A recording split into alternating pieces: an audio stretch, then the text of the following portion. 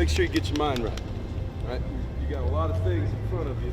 Right? Going on the road, what we talked about earlier this week, about focus, but about toughness, right?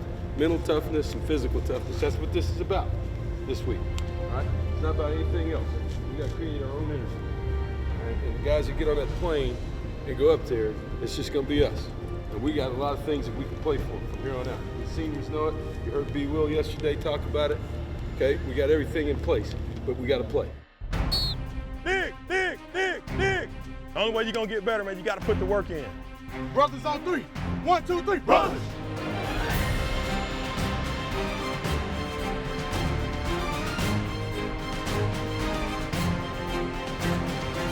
Everything that we do out here is for a purpose. Hey, you got to get in there and fight now. You got to get in there and fight. Let's stop that talking and let's just do it, bro. Belly up 3, 1, 2, 3. Let's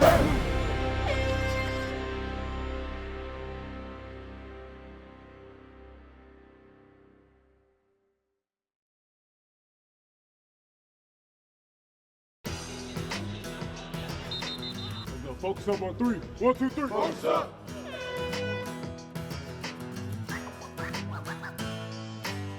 Kevin Sumlin feels like his team hasn't played their best game.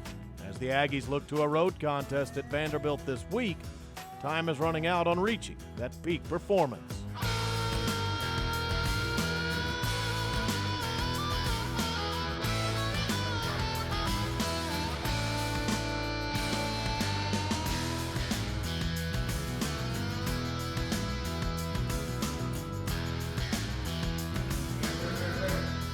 Let's go, bring it up, y'all. You know what time it is, all right? Bring some energy, all right? Energy, let's go. Bring that energy, baby. Energy on 3, 1, 2, 3. Energy.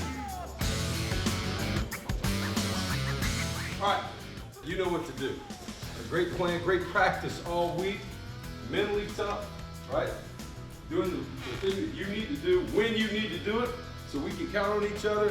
Physically tough, okay? Controlling the line of scrimmage tonight on both sides. And bringing what tonight? Energy. Energy. It's just us. It's about us tonight. On a wintry night in Tennessee, the Aggies turned to an iced out look to light the fire within. Oh, my God. Oh! On a night like that, when it's a little brisk, I put it this way, it didn't hurt our energy going in that game. The Pulse, Texas A&M Football, is brought to you by Memorial Hermann, official sports medicine partner of Texas A&M Athletics. So Mason and Vanderbilt, they've shown great improvement here in his second season. But the question remains, does he have enough talent to beat Kevin Sumlin and Texas A&M?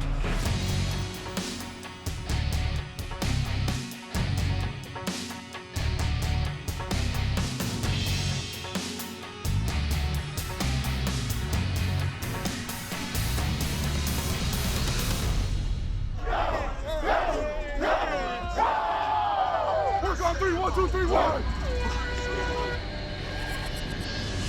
Y'all my brothers. I'll do anything for y'all, dog.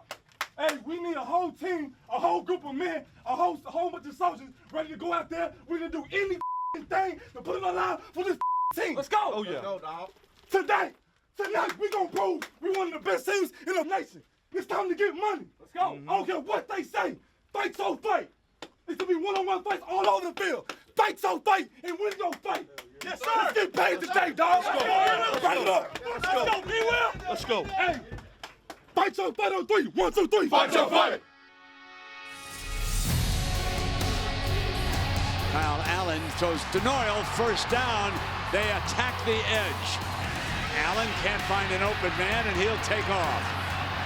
And he'll step out of bounds at the 32. Back-to-back first down plays. Aggies on the move early. And wouldn't Vanderbilt like to hold them to just a field goal here on Kyle Allen's opening drive as he moves back to the Aggies starting quarterback spot. Third down. Firing, end zone, got a man, deflected, incomplete. A&M scores first, but Vanderbilt is their usual stingy self in the red zone. The Aggies rely on Taylor Bertolette's leg. So, a mean streak on defense is of chief importance. Here comes play action. Shermer's in trouble. And that was big number 10, Deshaun Hall, one of the defensive ends. This is the strength of this Aggie defense. The shotgun snap hit the tight end, Stephen Shoy, when he was running in motion. A little bit of miscommunication for Vanderbilt offensively. What started off as a very promising drive is just completely backfired for the Commodores. Playing your best game means hitting on all three phases. The offense has misfired some, but special teams is on target early. Tommy, open shot, swallowed on, one is blocked. Aggies have it at the 12-yard line. Burns comes up with the football. Their 12th man, Sam Miller, who's been a beast all year long on kickoff coverage, making an even bigger play, blocking a punt. Wow. Vanderbilt's motto in the red zone is to defend every blade of grass, and they're doing it to the Aggies. Late in the second quarter, holding on to a modest lead, backed up to its own goal line, A&M devises a plan to blow the door off its hinges. 3rd down and 9. Gonna throw from his own end zone. Allen got a man and a foot race. Still going, Josh Reynolds.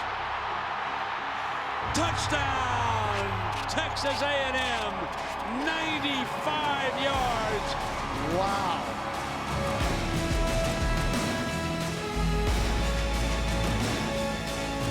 Let's go! I love it, man. Every time. Every time. Moments before halftime, the Aggie defense stayed stout and gave Bertolette another try before the break. Backs up, comes in underneath, and that is Ratley. And he's got it to the 36-yard line. Seals Jones. This will be a 46-yarder. This one's on the money, folks.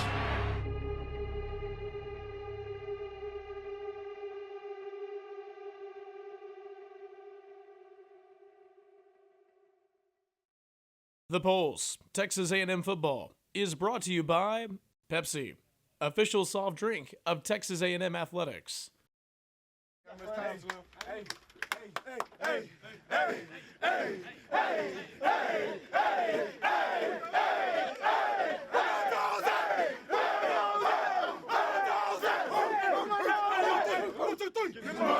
The closer you get to the goal line against these guys, I mean, they stiffen up. They do not let you cross it. Yeah, they've done it against everybody, but, you know, we got to make some adjustments, and hopefully, not hopefully, but we got a plan, and let's see if we can go finish this thing off. Good luck.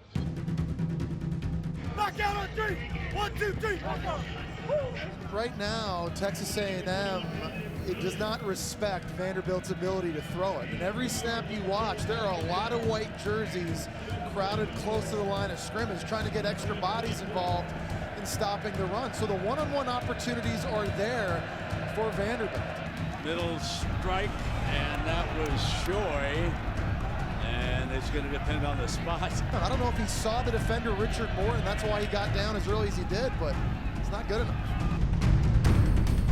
The first 3 Vanderbilt drives of the second half yield the same results, all 3 and outs. The Commodores cannot crack the Aggie defense. Meanwhile, Bertolette added a couple more field goals. Here's a 3rd down and 5 now for Vandy. Not his best decision, Jess. No, you do not see Day-Day Hall at defensive end. Did a great job peeling out from his defensive end position and coverage. And that very easily could have been a pick 6 for Texas A&M. And so it will be another punting situation for Openshaw. So here we are now, 1st down and 10. And there is Carson barging for a 1st down. So here's Kyle Allen with good time dropping it off. Josh Reynolds to the 25-yard line. And there's 3rd down and 3, and the Aggies aren't going to get it with Carson. That'll bring up 4th down. There's a Bertolet field goal attempt. 46 yards. And he is on the money again. Death, taxes, and Myles Garrett on 3rd down. Those are certainties in life. And good coverage in underneath that time on that pass by Donovan Wilson, the nickelback. Vandy can't find any room or points. After 3 quarters, the Aggies have held them completely off the scoreboard. But here's that dreaded scenario now, 3rd down. They've only been 2 of 12 all night on 3rd. 4th down. I think you got to go for Derek Mason. Comes the pressure. Down goes McCrary at the 45-yard line. Texas A&M football. Coach Ellis, what you say am I? Hey. You're second best. You're second best. Hey, nice job. In the 4th, Bertolet added an SEC record-tying 6th field goal on a cold, cold night in Nashville.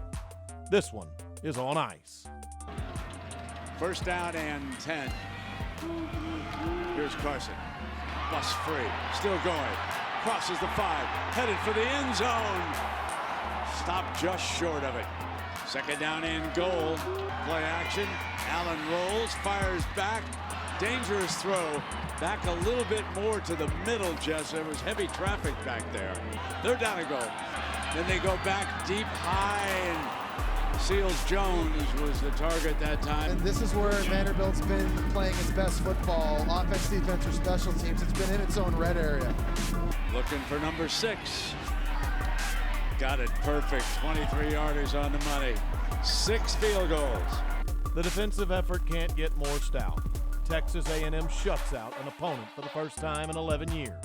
It's the only SEC league game this season in which one team fails to score.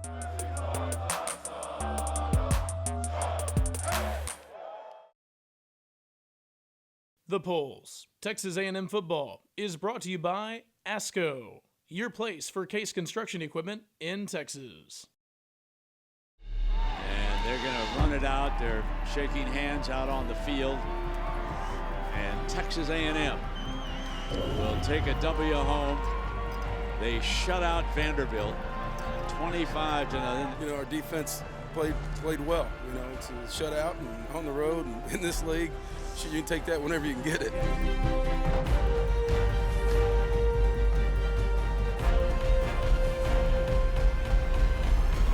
Defensive staff, the first shutout in 11 years. Think about how you prepared this week, how you focused. All right, practice was different, right? Everything was different. Passion was different. All right, it starts tomorrow with recovery. We get back late. I know it's easy to sleep in. All right, it's important. It's important. We need leadership. We got to have the same type of energy on Monday through the week to go to Baton Rouge and get number 9. After allowing no points, it's on to Death Valley versus a team the Aggies have had no luck against since joining the SEC. We'd like to have, every game be a shutout, but certainly it means a lot to, to our athletes, our defensive players. They played their rear ends off. They're the ones that got it done, and they take a lot of pride. And we've had some, situations where we hadn't played well, but it was good to see them, being excited about it after the game, and it was a job well done by our athletes. That was a great performance. We moved some guys around a little bit. I thought our front played pretty well. Rotated a lot of guys in there. And so that put some pressure on some of the younger guys, and Zay Coven and Dalen Mack, and we challenged those guys. They accepted the challenge, and it's a great performance by our defense. Kyle Allen will go against another solid defense.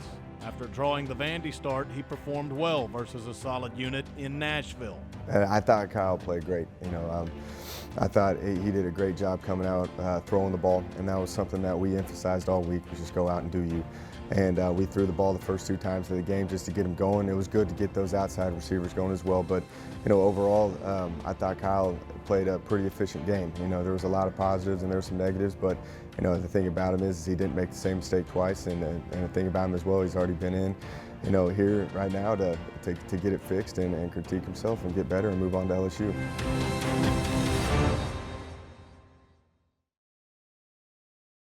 The Pulse, Texas A&M Football, is brought to you by AT&T, mobilizing your world. 3, 2, 1.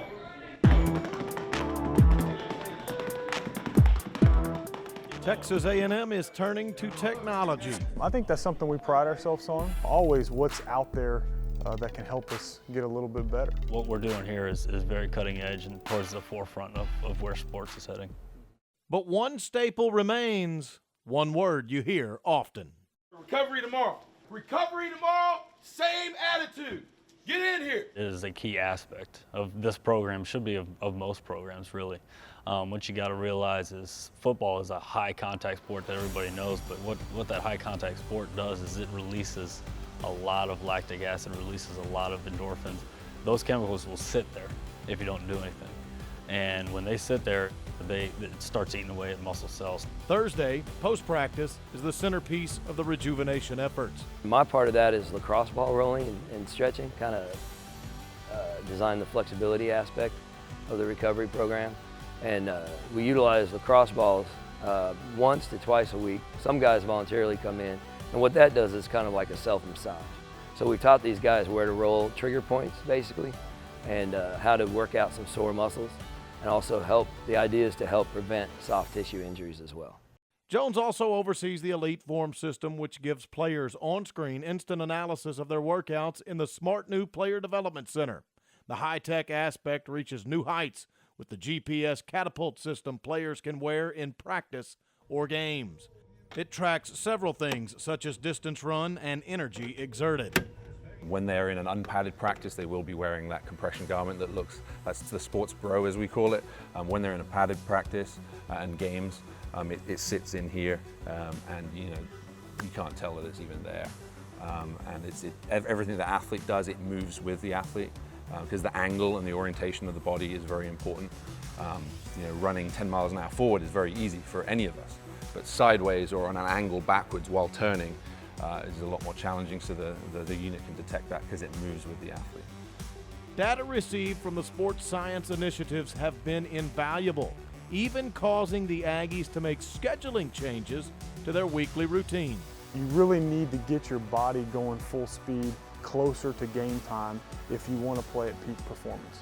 So we flipped the walkthrough from Friday to Thursday, and then Friday, we call it Full Speed Friday, and we'll get their engines going to fire up their nervous system so that their body on Saturday can get to that peak level of what they're capable of doing. And we found that if the last time they go full speed was Tuesday or Wednesday, because as they get tired by Thursday, they're not really going full speed, it's really hard to get them back to that on Saturday, which is the ultimate goal.